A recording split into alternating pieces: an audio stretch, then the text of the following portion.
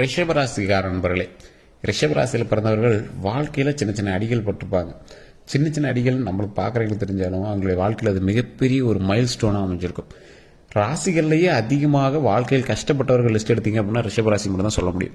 ரிஷபராசிக்காரர்கள் தொழில் ரீதியான விஷயங்கள், கல்வி ரீதியான விஷயங்கள், வாழ்க்கையில் கணவன் மனைவி இடையே உண்டான விஷயங்கள், தாய் தந்தையருக்கு உண்டான விஷயங்கள், அது மட்டும் சொத்து பத்து, ஃபினான்ஷியல், இந்த மாதிரி எல்லா விஷயத்துலையுமே இங்கே வந்து கண்டிப்பாக ஒரு மைல் ஸ்டோனை டச் பண்ணிட்டு தான் வந்திருப்பாங்க.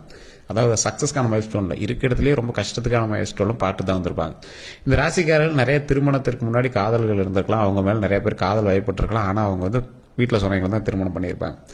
அந்த விஷயங்கள் ஒரு வேளை இங்கே வந்து காதல் விஷயத்தில் ஓரளவுக்கு சக்ஸஸாக பண்ணியிருந்தாங்க அப்படின்னாலும் திருமண வாழ்க்கை மட்டும் எங்களுக்கு எப்பயுமே ஒரு பெரிய சக்ஸஸாக வந்து முடிஞ்சதில்லை. சின்ன சின்ன கலவரங்கள், சின்ன சின்ன பிரச்சனைகள் எல்லாமே தாண்டி தான் வந்து எங்களுடைய வாழ்க்கை வந்து மூவ் ஆகிட்டே இருந்திருக்கும். குழந்தை பேர் சம்மந்தப்பட்ட விஷயங்களையும் நீங்கள் வந்து எவ்வளோ தான் ஸ்டெப் எடுத்துருந்தீங்க அப்படின்னாலும் ஒரு பெரிய மகிழ்ச்சியான விஷயங்கள் வந்து உங்களுக்கு உருவாயிருக்காது. கொஞ்சம் தடைப்பட்டு தான் வந்து குழந்தை பேர் உருவாயிருக்கும். இல்லை சார் அப்படிலாம் ஒன்றும் இல்லை அப்படின்னு முன்னாடி உருவாயிருச்சு அப்படின்னா உங்களுடைய கணவன் அல்லது மனைவியுடைய ஜாதகம் நல்லா இருந்திருக்கும்.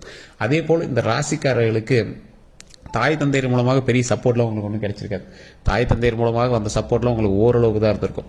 அதுவே திருமணமாகி கணவன் மூலமாக சில சப்போர்ட் உங்களுக்கு கிடைக்கும். ஒரு சிலருக்கு அந்த சப்போர்ட் வந்து உங்களுக்கு ரொம்பவே வந்து மேலே கொண்டுறதுக்கான வாய்ப்புகளாகவும் அமையும். ஆனால் என்னென்னா நீங்கள் எதிர்பார்த்த அளவுக்கு அவர் வந்து சப்போர்ட் கொடுக்க மாட்டார். ஆனால் ஒரு வேளை லைட்டாக கொடுத்தா கூட அது உங்களுக்கு வந்து ரொம்பவே வந்து ஒரு ஹெல்ப்ஃபுல்லாக இருக்கும். இந்த ராசிக்காரர்கள் 18 வயது உட்படுறாங்க அப்படின்னா கல்வி சம்மந்தப்பட்ட விஷயத்தில் நீங்கள் வந்து ஈடுபட்டுருக்கீங்க அப்படின்னா படிப்பில் கவனம் அதிகமாக இருந்தே ஆகணும் அப்படிங்கிற ஒரு காலகட்டம். ஏன்னா இந்த ரிஷபராசிக்கு என்ன பண்ணாலும் சரி, இது வந்து பெற்றோர்கள் பார்த்துட்டீங்க அப்படின்னா ரிஷபராசிக்கு என்ன பண்ணாலும் சரி 18 வயது உட்பட்டவர்களுக்கு மைண்ட் டைவர்ஷன் கண்டிப்பாக நடந்தே இருக்குது. ஸோ இதை நீங்கள் வந்து ரொம்ப கண்காணிக்கக்கூடிய ஒரு காலகட்டம். இந்த காலகட்டம் நீங்கள் 18 வயதுக்கு உட்பட்டவர்களை ரொம்ப கண்காணிக்கக்கூடிய ஒரு காலகட்டமாக அமையுது. நீங்கள் பேரண்ட்ஸாக இருக்கீங்க, ரிஷபராசிக்காரங்க உங்களோட குழந்தைகளாக இருக்காங்க, 18 வயசுக்கு உட்பட்டவங்களாக இருக்காங்க, ஒரு மேஜர் வயசு, ஒரு குறிப்பிட்ட நல்ல ஒரு மேஜர் வயசுக்கு வர ஆளுங்களாக இருக்காங்க அப்படின்னா தயவு செய்து எங்களை கண்காணிங்க. கொஞ்சம் ஸ்ட்ரிக்டாகவே கூட வச்சுக்கலாம், ஒன்றும் பிரச்சனையே கிடையாது. இந்த காலகட்டத்தில் நீ இப்படி தான்ப்பா இருக்கணும், இப்படி தான்ப்பா இருக்கணும், நீ வந்து படிப்பில் மட்டும்தான் கவனம் செலுத்தணும், வேறு யார்கிட்ட நீங்கள் வந்து ஃபோனோ மெசேஜஸோ மொபைலோ இதெல்லாம் கொஞ்சம் அவாய்ட் பண்ணி படிப்பில் மட்டும் கான்சன்ட்ரேட் பண்ணு அப்படின்னு சொல்லி பாருங்கள். ஏன்னா தேவையில்லாமல் பேரை கெடுக்கக்கூடிய ஒரு காலகட்டமாகவும் வரக்கூடிய காலகட்டங்களாக இருக்குது. அது எதுக்கு தேவையில்லாத வேலை, கொஞ்சம் நம்ம எச்சரிக்கையாக இருந்துக்கிறது ரொம்ப நல்லது தானே. ஸோ அந்த மாதிரி விஷயத்தில் கொஞ்சம் கவனமாக இருந்துக்கோங்க. மற்றபடி எல்லாமே நல்லா இருக்குது, ஒன்றும் பெரிய இஷ்யூஸ்லாம் இல்லை. அப்போ டைவிஷன், மைண்ட் டைவிஷன் மட்டும் எல்லாம் பார்த்துட்டிங்க அப்படின்னா ரொம்ப நல்லது. அதற்கு பிறகு 18 வயதுக்கு மேற்பட்டவங்களாக இருக்கீங்க அப்படிங்கிறவங்க 18 வயதுக்கு உட்பட்டவங்களுக்கு இன்னொரு ஒரு பரிகாரமும் ஒன்று சொல்கிறேன், நீட்டாக அதை கேட்டுக்கோங்க. இந்த 18 வயசுக்கு உட்பட்டவங்களாக இருக்கீங்க அப்படின்னா எங்களை பழனிக்கு அல்லது திருச்செந்தூர் கோவிலுக்கு கூட்டு போயிட்டு வாங்க. உங்களுடைய சக்ஸஸ்க்காக இது போயிட்டு வாங்க அப்படிங்கிற மாதிரி கூட்டு போயிட்டு வாங்க.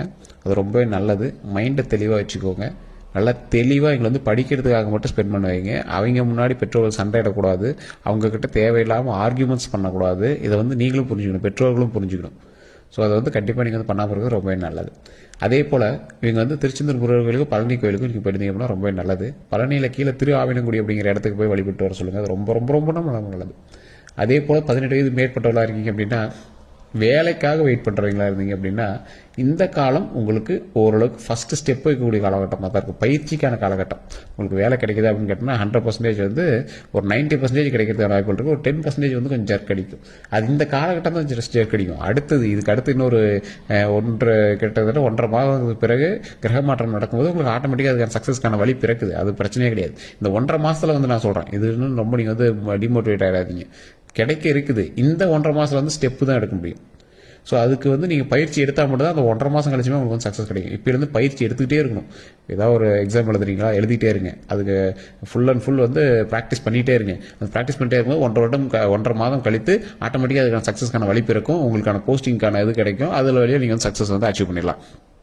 அதே போல் இந்த ராசிக்காரர்கள் நீங்கள் வந்து 18 வயதுக்கு மேற்பட்டுறாங்க, தொழிலை தொடங்கலான் இருக்கீங்க, சுய தொழில் தொடங்கலான் இருக்கீங்க அப்படிங்கிறவங்கலாம் ஒரு நல்ல காலகட்டம் அப்படியே சொல்லலாம். ஆனால் அதீத முதலீடுகள் மட்டும் போடவே கூடாது அப்படின்னு நம்ம தெளிவாக சொல்லிடுறோம். ரிஷபராசிக்காரர்களை ஈஸியாக ஏமாற்றிடலாம். ரிஷபராசிக்காரர்கள் இருக்கீங்க அப்படின்னா உங்களை வந்து ஈஸியாக ஏமாற்றிடலாம். யார் வேணாலும் உங்களை ஏமாற்றிடுவாங்க. குடும்பத்திலேயே உங்களை வந்து ஒரு டம்மி பீஸ் மாதிரி தான் வச்சுட்டு இருப்பாங்க. ஓப்பனாக சொல்லணும் தான், நான் என்ன சார் இப்படிலாம் சொல்கிறீங்க, அப்படிலாம் சொல்லக்கூடாதும்பீங்க. உங்களை வந்து அப்படி தான் வச்சுட்டு இருப்பாங்க. நீங்கள் உழைச்சி போடுவீங்க, மற்றவங்க சாப்பிட்டுட்டு இருப்பாங்க. நீங்கள் எஃபர்ட் போட்டிருப்பீங்க, மற்றவங்க பேர் வாங்கியிருப்பான். நீங்கள் எல்லா வேலையும் செய்வீங்க, வேற ஒருத்தன் அதில் வந்து சக்ஸஸ் நான் அதெல்லாம் பண்ணணும்னு பேர் வாங்கிட்டு கெத்து காட்டிகிட்டு இருப்பான். ஸோ இது மாதிரி உங்களை வந்து ஈஸியாக ஏமாற்றிடுவாங்க. ஸோ அதனால் அதீத முதலீடுகள் போடாதீங்க. முதலீடும் உழைப்பும் உங்களுதாக இருக்கும். ஆனால் சக்ஸஸும் பேர் வாங்கணும் வேற ஒன்றா இருக்கும். பார்ட்னர்ஸ் உங்களை ஏமாற்றிடுவாங்க. லைஃப் பார்ட்னர் அப்படி தான், தொழில் பார்ட்னர் அப்படி தான். ஈஸியாக உங்களை வந்து டம்மி பண்ணிடுவாங்க.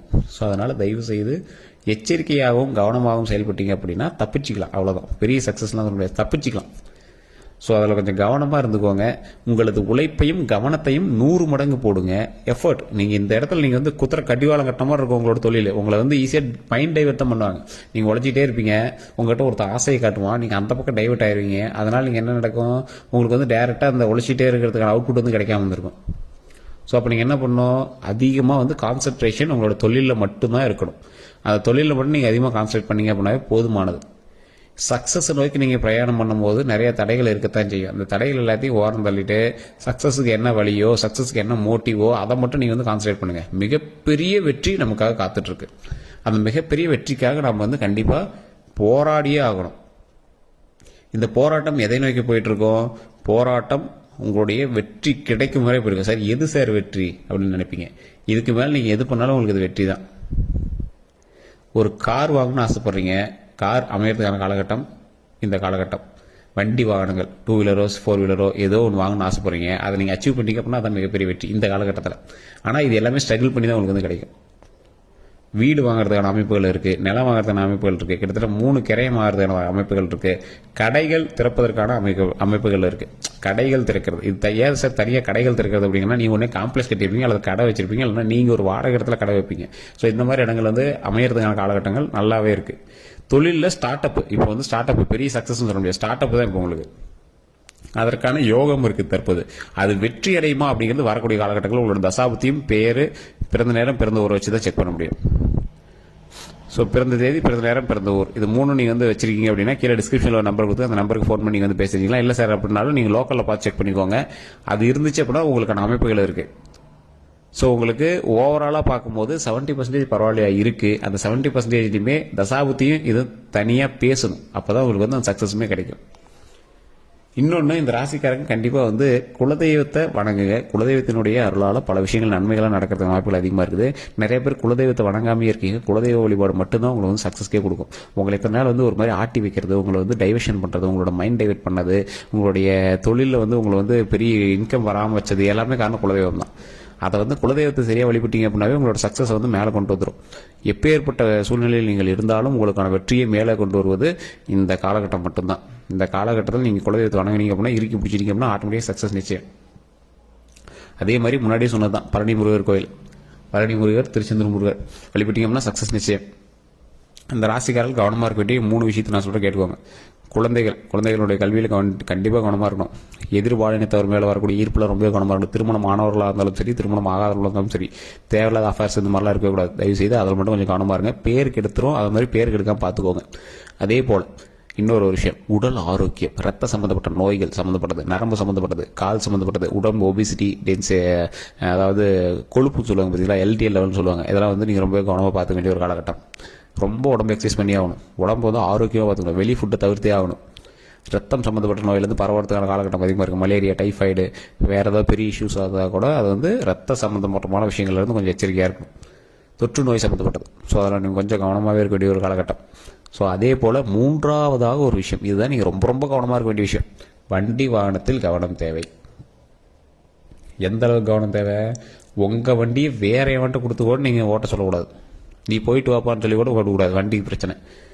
அதே மாதிரி நீங்கள் வண்டி ஓட்டிகிட்டு போகிறீங்க அப்படின்னா ஸ்டண்ட் அடிக்கிறது, கவனம் எல்லாம் ஃபோன் பேசிட்டு போகிறது, ஒரு கையில் வண்டி ஓட்டுறது, 2 கை விட்டு வண்டி ஓட்டுறது, ஹெல்மெட் போடாமல் போகிறது, அரசுக்கு விரோதமாக வாகனங்கள் ஓட்டுறது, ஒன் சைடில் போகிறது, அதாவது ஒன் வேல போகிறது, இந்த மாதிரி விஷயங்கள்லாம் பண்ணிங்கன்னா கண்டிப்பாக மாட்டுவீங்க.